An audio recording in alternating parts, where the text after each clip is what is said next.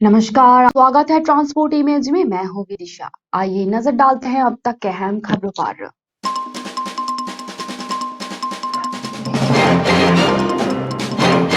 उत्तराखंड में भी भूकंप मचा सकता है तुर्की तांडव। साइंटिस्ट ने दी चेतावनी, बताया कितनी बड़ी होती है तबाही।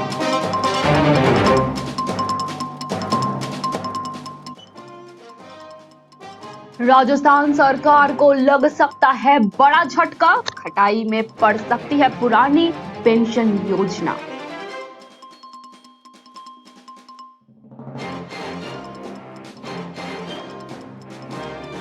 किसान ने रेतीली टिप्पों पर ही उगाई अंजीर, लाखों की हो रही है कमाई।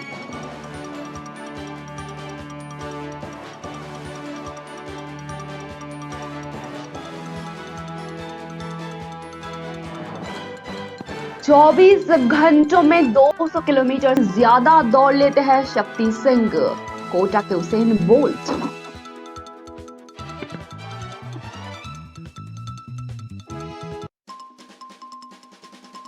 सुहासिनी की तन्हाई को दूर करेगा अली, दोनों को कोटा में मिलाया जाएगा, अमेड़ा में बनेगी नई जोड़ी।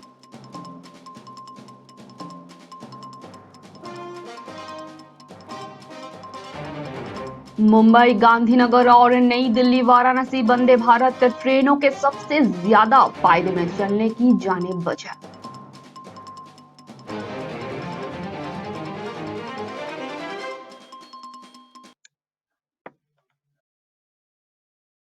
आइए जानते हैं खबरें विस्तार से। मुंबई, गांधीनगर और नई दिल्ली वाराणसी वंदे भारत ट्रेनों के सबसे ज्यादा फायदे में चल रहे हैं तुर्की।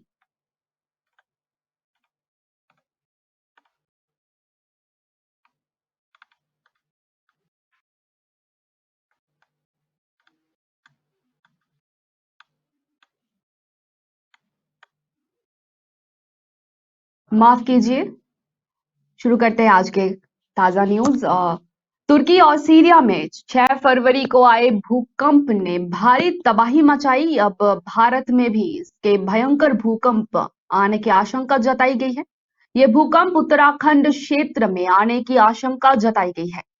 इसे लेकर राष्ट्रीय भूभौतिक अनुसंधान संस्थान यानी कि एनजीआरआई में भूकंप विज्ञान के मुख्य वैज्ञानिक डॉक्टर एन पूर्णचंद्र राव ने चेतावनी भी दी है।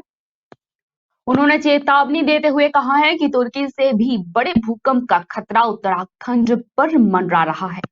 राव है कि विनाश कई कारकों पर निर्भर करेगा, जो एक भौगोलिक क्षेत्र से दूसरी भौगोलिक क्षेत्र में भिन्न होती है। उन्होंने यहाँ तक कि कहा है कि हमने उत्तराखंड पर केंद्रित हिमाचली क्षेत्र में लगभग 80 भूकंपीय स्टेशन स्थापित किए हैं। इसकी रियल टाइम निगरानी भी किया जा रहा है। हमारा डेटा दिखाता है कि तनाव काफी समय से जमा हुआ है, और उन्होंने ये भी बताया कि हमारे पास क्षेत्र में जीपीएस नेटवर्क भी है। जीपीएस पॉइंट हिल रहे हैं, जो सतह के नीचे होने वाले परिवर्तनों का संकेत दे रही है।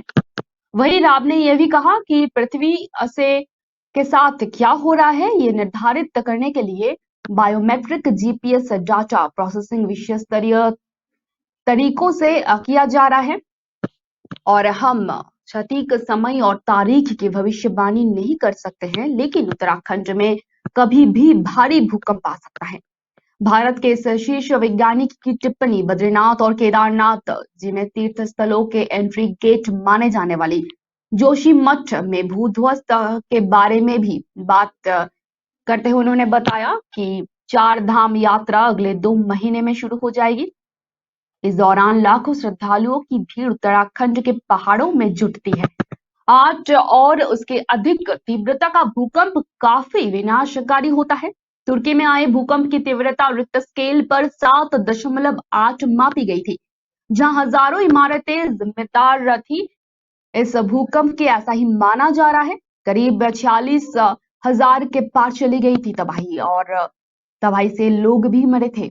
उन्होंने कहा है कि हिमाचली क्षेत्र में जम्मू कश्मीर से लेकर अरुणाचल प्रदेश तक फैला हुआ है, जहां 8 से अधिक तीव्रता का भूकंप आने की आशंका जताई जा रही है।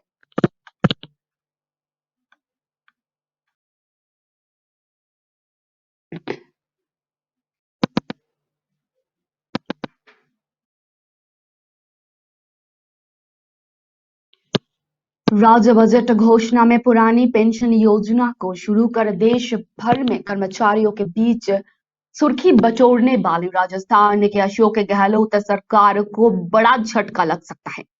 केंद्रीय वित्त मंत्री निर्मला सीतारमण ने पुरानी पेंशन योजना के केंद्र के पास जमा 45,000 करोड़ रुपए को जारी करने से मना कर दिया है।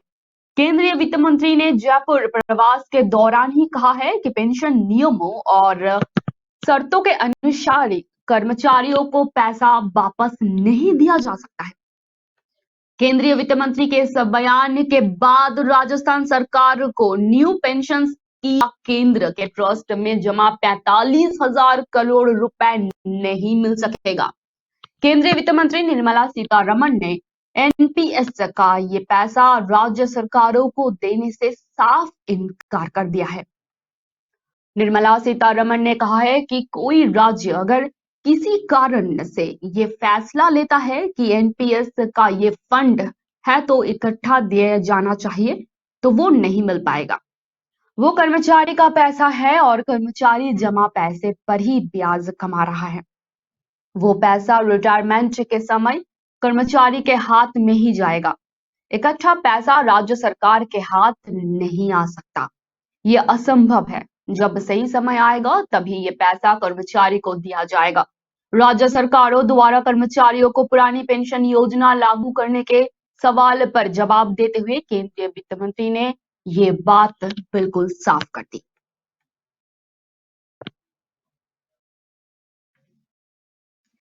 कहते हैं कि लगन और मेहनत को अगर साथ मिला दिया जाए तो कोई काम मुश्किल नहीं होता है। फिर चाहे रेतीली टिप्पों पर अंजीर उगाना ही क्यों ना हो। पश्चिमी राजस्थान के सीमा से सटे सरहदी बाड़मेर जिले के उखंडा गांव के एक किसान ने ऐसी ही नजीर पेश की जो इस इलाके के लोगों के लिए वरदान साबित हो सकी। किसान ने देसी जुगाड़ से पॉली हाउस बनाकर अंजीर को सुखाकर गुजरात में बेचा। किसान अब पारंपरिक फसलों को छोड़कर नगदी फसलों की खेती की तरफ ही झुक रहे हैं। किसानों की आय बढ़ाने के लिए प्रयासरत सरकार ने भी नए विकल्पों का चुनाव करने के लिए प्रोत्साहित कर रही है। इसमें पानी की कमी और विपरीत परिस्थितियों के कारण रेगिस्तानी इलाकों में जहां किसान जीरा, इसबगोल, अंजीर, सरसों, बाजरा और रायड़े की खेती कर रहा है, लेकिन प्रगतिशील किसान का कहना है कि अंजीर की खेती करना भी बेहद लाभदायी है। यहाँ किसान ऑर्गेनिक अंजीर तैयार कर बेच रहे हैं। शहर के निकट उखंडा गांव में 3 साल पहले ही एक किसान ने अपने कृषि कार्य पर 5,000 पौधे अंजीर के लगाए थे, जहां से उसे अब अंजीर के पैदावार मिल रही है। किसान ने जुगाड़ कर अंजीर को ऑर्गेनिक बनाकर बेचा है। इसी वजह से उन्होंने 1,000 रुपए प्रति किलो के हिसाब से ही 5 क्विंटल अंजीर बेची है।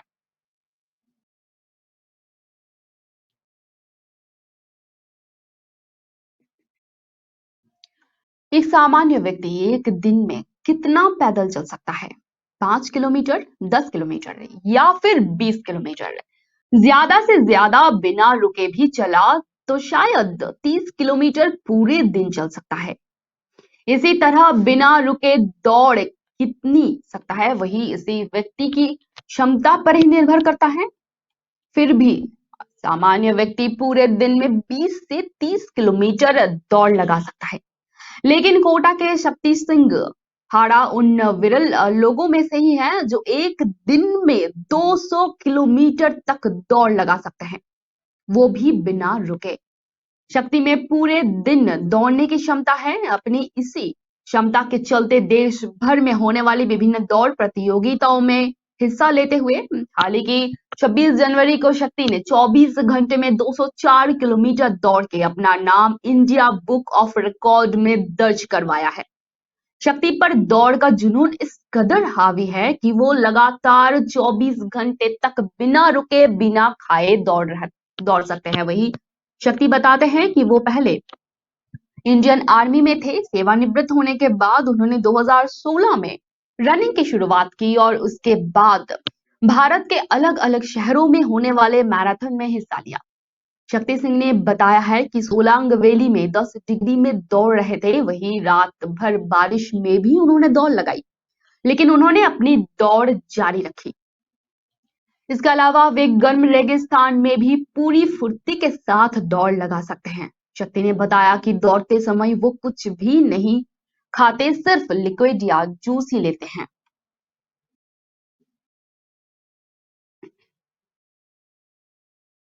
राजधानी जयपुर के सैनी सुहासिनी अब कोटा की शान बनेगी।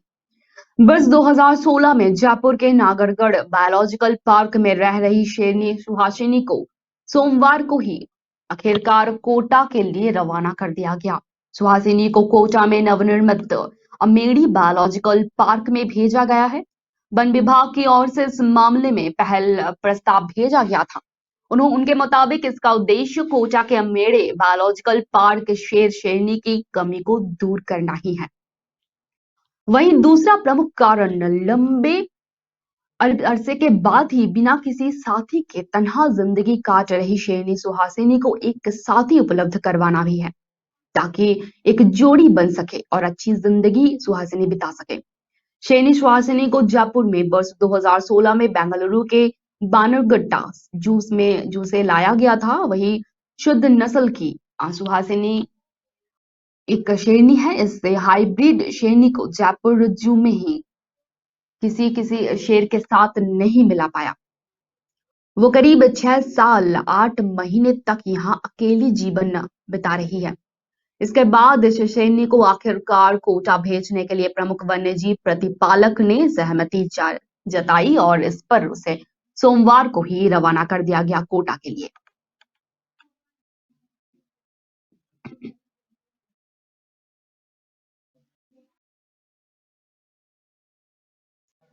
सेमी हाई स्पीड ट्रेन यानी वंदे भारत यात्रियों की खूब पसंद की ट्रेन बन चुकी है। वही वजह है कि हाल ही में शुरू हुई मुंबई शिरडी और मुंबई सोलापुर को छोड़कर पूर्व में चल रही 8 वंदे भारत ट्रेनों में 5 खूब फायदे में चल रही है। इनमें से सबसे अधिक फायदे में चलने वाली 2 वंदे भारत ट्रेन है। पहले मुंबई गांधीनगर और दूसरी नई नई दिल्ली वाराणसी तक चलने वाली वंदे भारत है। इन दोनों की ऑक्यूपेंसी रेट चौंकाने वाली है, यानी कि 125% के आसपास है। मौजूदा समय में देश के अलग अलग हिस्सों में 10 वंदे भारत ट्रेन का संचालन हो रहा है। इनमें से मुंबई से सोलापुर वंदे भारत ट्रेनों को संचालन हाल ही में शुरू किया गया था। वहीं इनमें से पूर्व शुरू में 8 वंदे भारत ट्रेनों में 5 वंदे भारत का ऑक्यूपेशन रेट करीब 100% के अधिक है, यानी कि ये ट्रेन पूरी तरह से फुल होकर चलती हैं।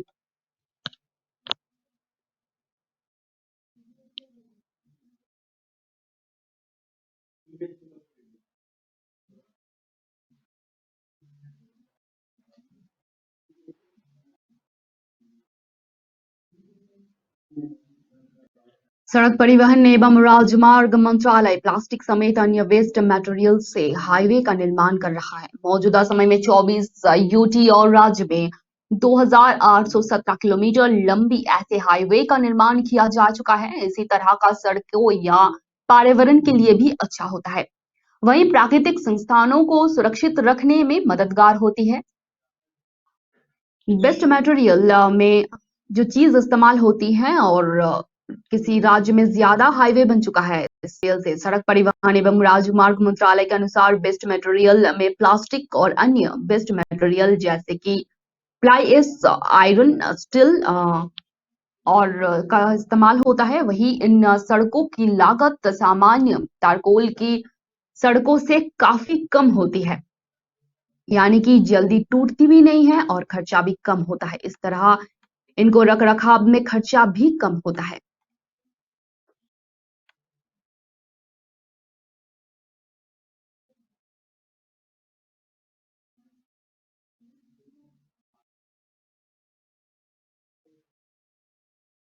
लखनऊ के गोमती नगर में विवेक खंड 3 है। यहाँ पर एक चाय की दुकान है जिसका नाम है चाय सुट्टा बार। युवाओं के बीच में ये काफी मशहूर है। इनका नाम ही लोगों के यहाँ पर खींच लाती है। बार नाम के आखिर में लगा होने के चलते अक्सर लोग गलतफहमी में पड़ जाते हैं, क्योंकि इसके नाम के साथ ही इसके जब आप अंदर जाएंगे तो पूरे शोरूम में एक भी बियर बार नजर नहीं आता है। ये एक चाय की दुकान है। चाय सुट्टा बार के चॉकलेट चाय के साथ पान और गुलाब फ्लेवर की चाय भी यहाँ के मशहूर है। यहाँ के लोगों में और युवाओं को यही दो चाय काफी पसंद आती है। इस चाय की खास बात यह है कि यहाँ पर चाय की चुस्की लेना बहुत ज्यादा महंगा भी नहीं है। अदरक और इलायची चाय 20 रुपए में मिल जाती है और अलग अलग फ्लेवर की चाय की कीमत करीब 25 रुपए से शुरू होकर 35 रुपए तक आती है। यही वजह है कि यहाँ पे लोग चाय पीना पसंद भी करते हैं और साथ ही में समय बिताना भी।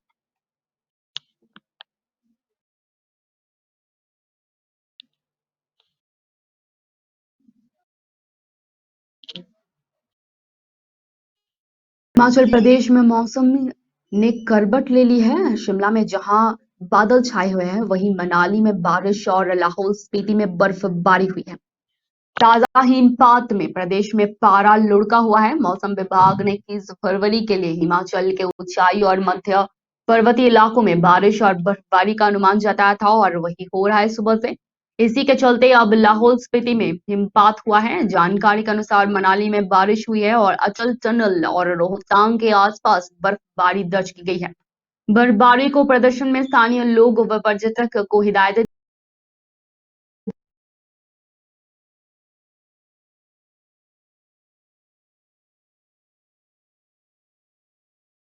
वाहनों को भी आवाजाही रोक दी गई है।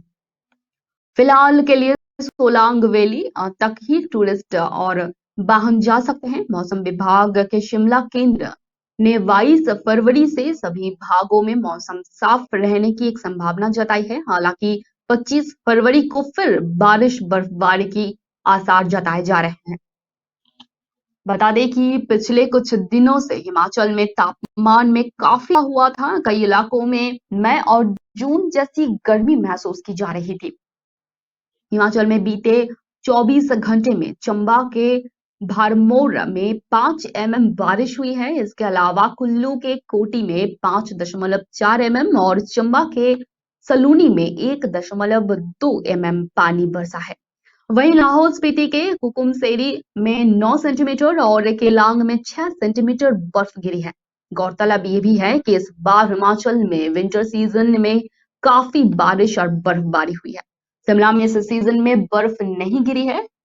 कम बारिश बर्फबारी के चलते पानी के खेती सूखने लगे हैं। मंगलवार को शिमला में न्यूनतम तापमान जहां 8.4, वहीं सुंदरगढ़ में 8.8, भुंतर में 9.6, कल्पा में 3.0, धर्मशाला में 6.2, वहीं ऊना में 12.7 दर्ज किया गया है।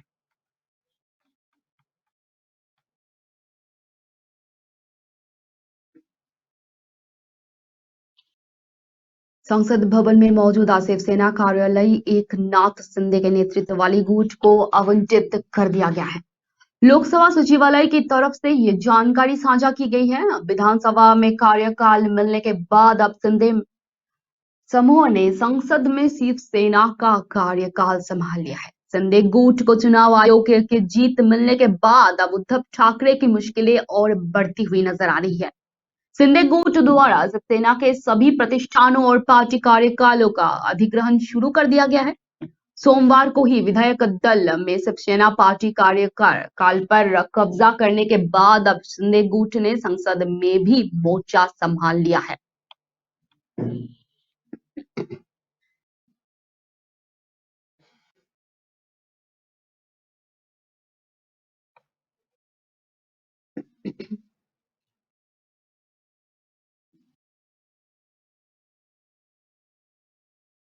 मध्य प्रदेश के सतना जिले में लोगों को केंद्र सरकार ने सौगात दी है। 24 फरवरी को केंद्रीय गृह मंत्री अमित शाह यहां मेडिकल कॉलेज का लोकार्पण करने वाले हैं। सतना वामियों के ये लंबे समय से ही मांग रही है, जो अब पूरी होने वाली है। अमित शाह सतना जिले में लगभग 250 करोड़ रुपए की लागत से बने मेडिकल कॉलेज का लोकार्पण करेंगे। केंद्रीय गृह मंत्री के हाथों ये मेडिकल कॉलेज सतना वासियों को सौंपा जाएगा। इसी कार्यक्रम में मुख्यमंत्री शिवराज सिंह चौहान, राज्य के शिक्षा मंत्री, वन मंत्री, राज्य स्तरीय मंत्री सहित कई दिग्गज नेता भी शामिल होंगे। मेडिकल कॉलेज के लोकार्पण के लिए 21,746 लोगों को आमंत्रण पत्र भी भेजे गए हैं। इसी मेडिकल कॉलेज के निर्माण कार्य की शुरुआत जून 2019 में की गई थी। वहीं 42 एकड़ भूमि में बने इस मेडिकल कॉलेज में प्रथम फेज में 150 एमबीबीएस छात्र छात्राओं को एडमिशन मिलेगा। यहाँ प्रशासनिक बिल्डिंग, हॉस्टल और मेडिकल कॉलेज के स्टाफ की बिल्डिंग तैयार की गई है। इसके अलावा भी दूसरे चरणों में 650 बेड के अस्पताल की भी मांग की गई है, जो मेडिकल कॉलेज के लिए उपयोगी है।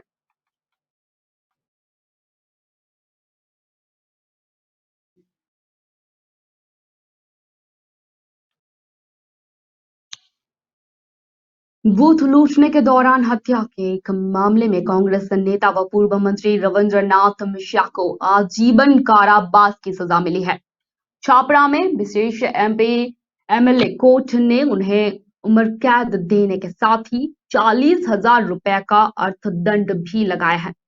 आपको बता दें कि वर्ष 1990 के विधानसभा चुनाव के दौरान बूथ लूटने की मंशा से मतदान करने आए एक व्यक्ति की गोली मारकर हत्या कर दी गई थी। इस मामले में पूर्व मंत्री रविंद्रनाथ मिश्रा की सांसद व विधायक के मामले के त्वरित निष्पादन के लिए ही बने विशेष कोर्ट के न्यायाधीश जेडी तृतीय के कोर्ट में ही सजा के बिंदु पर पेशी की गई थी। कोर्ट ने दफा 302 के तहत उम्र कैद और 40,000 का जुर्माना लगाया है। साथ ही दफा 353 में 2 वर्ष और 4,000 का जुर्माना लगाया गया है। वहीं दफा 171 एक में 1 वर्ष और 1,000 रुपए का जुर्माना लगा हुआ है।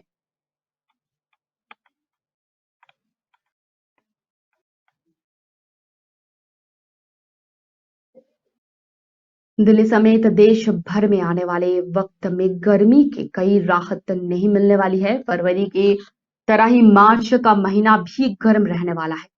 मशहूर मौसम वैज्ञानिक महेश पलावत का कहना है कि इस बार गर्मी जल्द ही शुरू हो जाएगी। पहाड़ों में बर्फबारी कम होने की वजह से ही ऐसा हो रहा है। वह इस बार फरवरी की बारिश भी नहीं दिख रही है, जबकि पहाड़ों से आने वाली ठंडी हवा को भी लगातार बन रहे पश्चिमी विक्षोभ ने रोक रखा है। बहरहाल उत्तर भारत में बारिश कराने वाले इन पश्चिमी विक्षोभ का दिल्ली में कोई असर नहीं दिख रहा है, जबकि दक्षिण पश्चिम में गर्म हवा लगातार आ रही है, जिसमें गर्मी बढ़ रही है। महेश पलावत का यह भी कहना है कि इस बार पछुआ हवाओं में आने वाले देरी की वजह से ही शायद ठंडा कम पड़े और बारिश के आसार भी नहीं दिख रहे हैं। अगर इस समय पहाड़ों पर बर्फबारी होती है तो ही उत्तर में चलने वाले हवाओं में मौसम ठंडा होने के आसार हो सकते हैं, मगर फिलहाल गर्मी से राहत मिलने की कोई भी उम्मीद नहीं दिख रही है। मार्च का महीना भी बहुत ही गर्म रहेगा। पलावत ने ये भी कहा है कि इससे लगातार बढ़ती गर्मी में फसलों को नुकसान हो रहा है। खासकर सरसों और गेहूं के फसलों की उपज काफी कम हो गई है। पलावत ने यह भी कहा कि अभी निश्चित तौर पर कुछ भी नहीं कहा जा सकता है, लेकिन हालत जैसा दिख रहा है वैसा लगता है कि फरवरी और मार्च महीने में सामान्य से बहुत ज्यादा गर्म हो सकता है मौसम।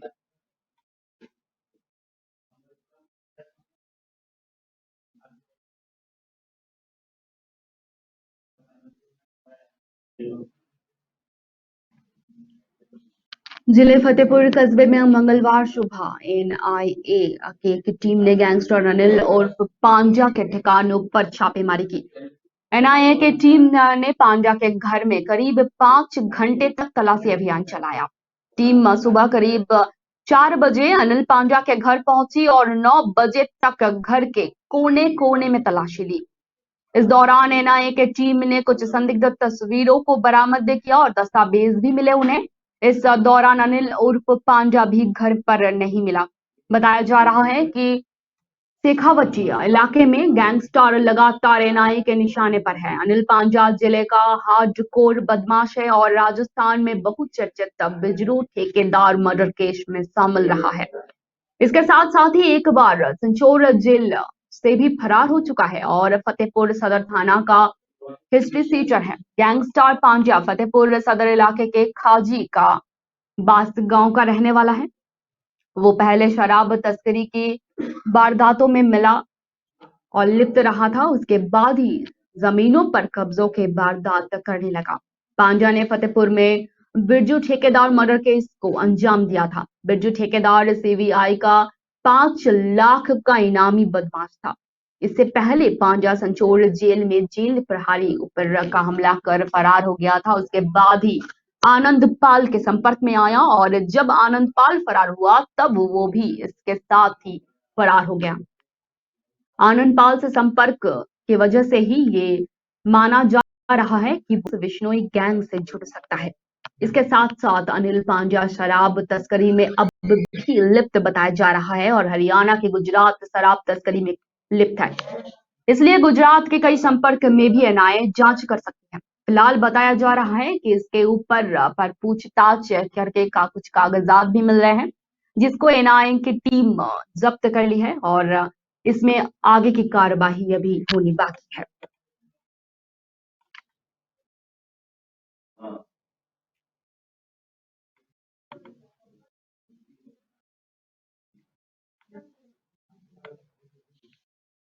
अब तक के लिए इतना ही। धन्यवाद।